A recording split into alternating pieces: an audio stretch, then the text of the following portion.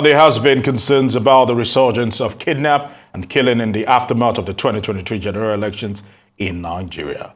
Former Vice President and presidential candidate of the People's Democratic Party in the 2023 general elections, Atiku Abubakar, has condemned the resurgence of killings in Nigeria, especially in Zamfara, Benue, and other parts of Nigeria. Now, more than 134 people have so far been killed in Benue State in the last 5 days across 3 local government areas of Otukpo, Akpa, and Guma, just as 10 residents were reportedly killed in Kaduna Langson community of the Zango Kataf local government in mid-March. Similarly, Sokoto State Police Command confirmed the rise of banditry in some communities in the Guadabama local government area of the state. And the police said the situation was responsible for the rising tensions in some villages within the council area. Also, although now released, the former deputy governor of Nasarawa State, Onje Gye Wadowas, was abducted on Thursday at his residence in Gwage village, Wagba, Lagos government area of the state. Now, security analyst Dr. Kabiru Adamu joins us now to speak on this resurgence in banditry and other forms of violence by non-state actors in the aftermath of the general election.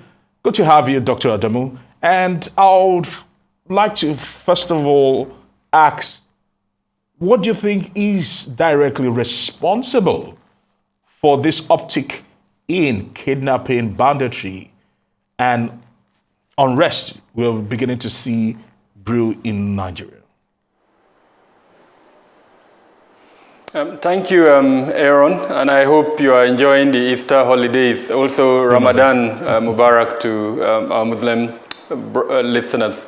You're right. I run a consultancy, and we keep a database of security incidents. And between December and February, we saw an almost 80% of reduction in kidnap for ransom as well as other crime incidents within the country. However, sadly, from the last week of March into this first and second week of April, we've seen a resurgence of both kidnap for ransom as well as other violent criminal incidents that were recorded. Now, there are a couple of common trends that have emerged that one would say are responsible for this resurgence. The number one factor is the teen security deployment, especially in rural areas. Just before the elections, we saw massive deployment of security forces from different organizations across the country to provide the right environment for elections to hold. And a lot of these security forces have now been redeployed back to their bases, as it were. Now, the second element is the existence as well as the willingness of what we've qualified as non-state armed groups who are active, who have shown the tendency to challenge the supremacy of the use of force by the state. And in doing so, sadly, they have successfully challenged that supremacy of the use of force by the state. So where, as an example, they go to a rural area, abduct children, and then demand for ransom.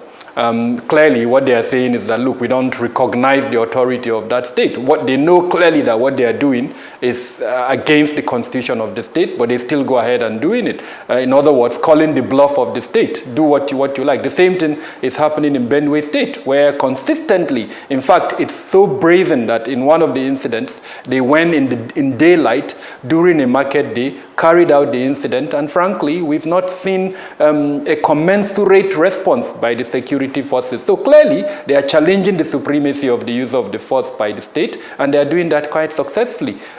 This is what was happening before the elections. It kind of died down during the elections, and now we're seeing that returning to what it was. The third element is what I would describe, and I say this with all sense of authority, the willingness of the state to respond or even to take proactive measures to prevent these non-state armed groups from doing what they are doing. We saw during the Naira redesign policy, when the state governors, and to an extent even at the federal level, the kind of political energy and response that it triggered. You saw state governors even going to court challenging the federal government for that move. But we haven't seen that type of response from both the subnationals as well as some of the units within the federal government when it comes to issues that have to do with security. According to the data in my consultancy, over 300 persons have been affected within this short period from the last week of March into the first and second week of April. Now, there is no country where you have 300 citizens affected by insecurity and then you have this laid-back approach, as it were. Perhaps in the course of our conversation, we can talk about what the incoming administration has said they would do with regards to security and how I think that that may help in quelling some of these issues that we're witnessing at the moment. Now, Dr. Adamu, I would like to ask, will this be a disturbing footnote in the legacy of the outgoing president, talking about President Muhammadu Buhari? Because a lot of people expected so much, being a former general. They expected to see military might, military dexterity in full display in the course of the last almost 8 years. But that hasn't been the case. And you also mentioned something I want you to probably expatiate on. You said something about the lack of political will, that the way governors and the federal government went against each other in regards to what they deemed was sensitive and germane issues is not being reciprocated or is not being spread across different places, especially in the areas of security. Talk to us also about the political will of the governors, the president, and also the entire infrastructure of security here in Nigeria. So it would be very unfair to, conclude and use one brush of the stroke of the brush and say, political will was lacking, and I'll explain what I mean. In the first tenure for President Buhari, he mainstreamed security. Part of the tripod focus areas that he put forward, security was one of them. And then in his second administration, as his 9 priority areas, security was also part of that. Now, that is for the executive arm of government. If you go to the legislative arm of government, in both the 9th Assembly, security was part of the legislative agenda under Bukola Saraki as well as under Senator Ahmed Lawal. So clearly, security has been mainstreamed. Now, what did that mean in reality, both at the strategic level and then at the operational level? What it meant is that the platforms, as an example of almost all the security, law enforcement and security, armed forces have been improved. So you have the Air Force having new and, in fact, one of the best available platforms in this African subcontinent, as it were. Prior to this administration, the Air Force was almost grounded, but right now they are boasting of probably one of the best in the African subcontinent. Likewise, the other armed forces, the Navy, we can speak extensively around how issues that affected the Gulf of Guinea basis from the region with the highest rate of insecurity is to now the lowest, as it were, globally. And then, of course, the ground forces. We've seen several innovative, moves and policies and measures introduced for the army, as it were. So all of this have translated into an enhanced capacity, enhanced capability. Now, we can also go down to the state governors, where I don't think there's any state in the country at the moment that does not have one or the other form of security structure in existence. We can also look at the laws governing some of these security departments, both at the federal and the state level.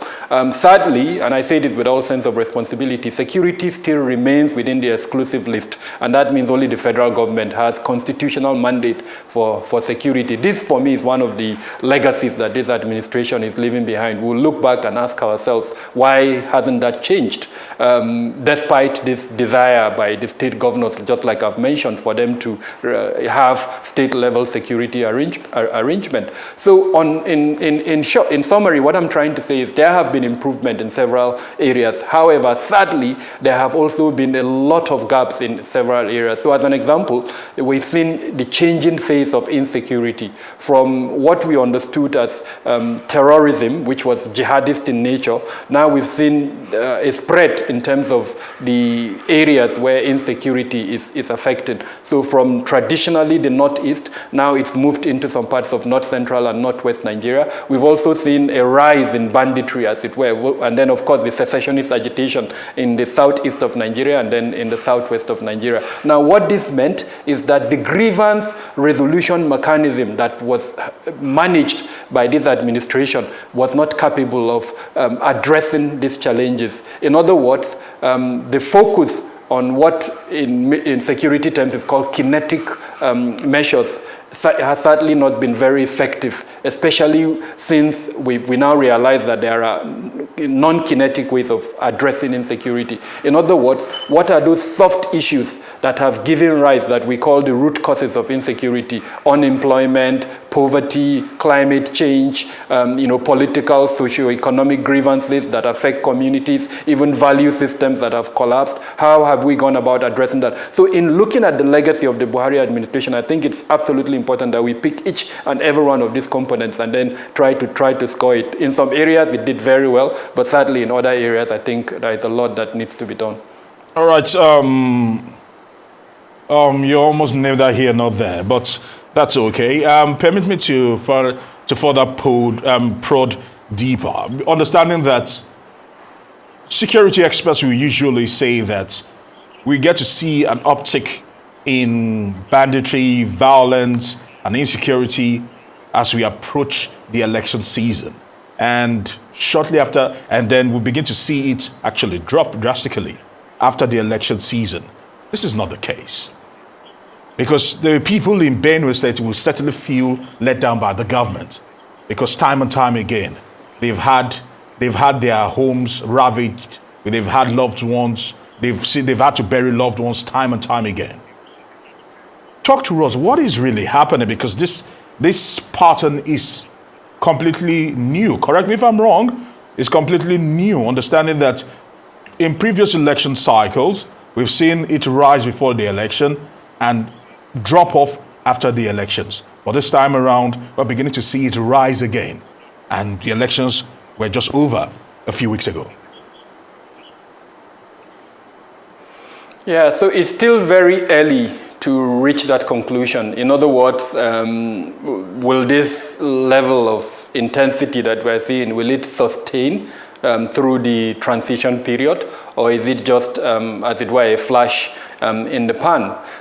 The reason why I'm neither here nor there is because, I try to be factual. I've used as much as possible facts to buttress every point that I've mentioned. Every statement I made can be backed by facts.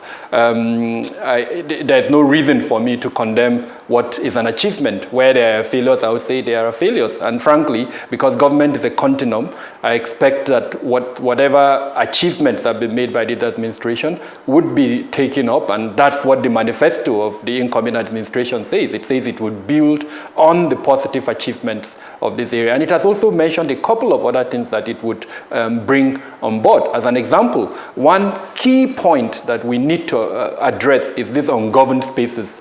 Almost all the non-state armed groups that I have mentioned, they operate in these ungoverned spaces. That is where they hibernate. That is where they come out, carry out their attacks, and then go and keep up to 100 persons. In the case in Zamfara, as an example, or even in Benue State, most of these actors operate in these non-ungoverned spaces. And I'm very happy that in the manifesto of the incoming administration, they've talked about some measures to reduce this ability by these non-state armed groups to operate in these ungoverned spaces. So as an example, they've talked about having forest rangers, increasing the number of forest rangers. They've talked about technology. They've talked about the use of aerial surveillance capabilities to monitor and put surveillance over this location. So all of these are positive trends that would determine whether this trend that we're seeing would remain or not. But I would also say that for this administration, it still has a couple of months. And I note that the president has given a directive to the security agencies to go after the perpetrators of the acts in Benue State. And as a Nigerian, and I'm sure of every Nigerian, my blood was chilled. I was moved by the heinous nature of the crime, the types of attacks that I saw in Benue State. And that's what I expect our political leaders to do. Irrespective of their orientation, their affiliation, we should as a people condemn this type of atrocities. One thing that I know has sadly allowed these non-state actors to continue their act is our inability as Nigerians to disaggregate the challenges. So, as an example, the attack in Benue State, all I hear is harassment. Now, harassment is such a generic term that does not really help in identifying who the perpetrator is. We need to be very specific. And I tell you that the residents of these 3 local governments where these incidents happen, to an extent, they will know who the perpetrators are. Now, when these perpetrators... Well, Dr. Adamu, permit me to interject at this... Dr. Adamu, permit me to interject at this point. Nomenclature does not matter when lives are being lost on a quantum level. Whether they are headsmen or bandits or thieves or whatever you call them, lives are being lost. We are in the media might decide to want to spin it one way or the other and decide to name it one way or the other. But the root cause is still the root cause, or the problem is still the problem, which is the fact that people are getting killed and people are not safe in Nigeria. So does it matter what we decide to label it? Oh, it does, Aaron. Sadly, issues around identity, issues around labeling individuals, issues around even ethnicity that sadly permeated our political cycle. You recall what happened in Lagos when individuals of certain identity were disallowed to vote. Now, when you label perpetrators with an ethnic identity, sadly, what it creates is a division. And that division is what these perpetrators actually hide under to continue what they're doing. Now, the point I was trying to make is the kind of information we volunteer as Nigerians would also help the security agencies. If we use a generic term to just say herdsmen, it doesn't really help the security agencies, because I'm into intelligence, and if I want to run an investigation, what would help me is the 5 imperatives: who, what,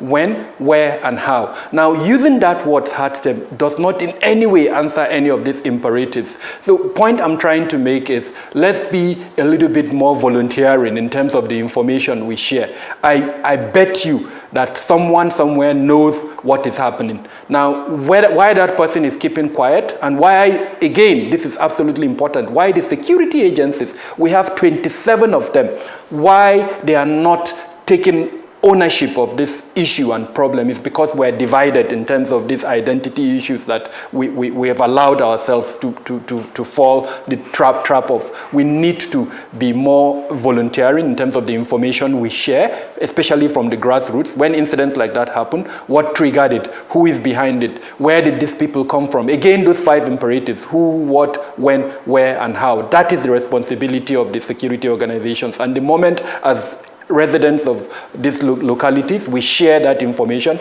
then the media, civil society organizations, organizations like my own, would take it up, and the pressure will mount on the security organizations to go after the perpetrators. But the moment it becomes generic and a little bit vague, then that ability to put pressure on the security organization sadly is lost. Okay, I would not fault you on that, but some will still insist it's still academic at best. That the most important thing is security agents and the security apparatus in Nigeria rises up to defend the people. But because of time, let's press further. I would like to find out from you. This is becoming a norm. And it's unfortunate that we're hearing about this. You said you felt cold chills.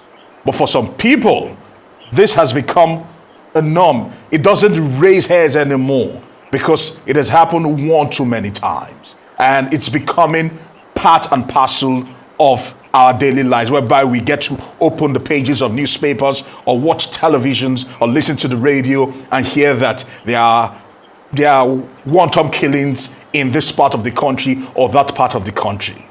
Talk to me, is this the reality of Nigeria in 2023?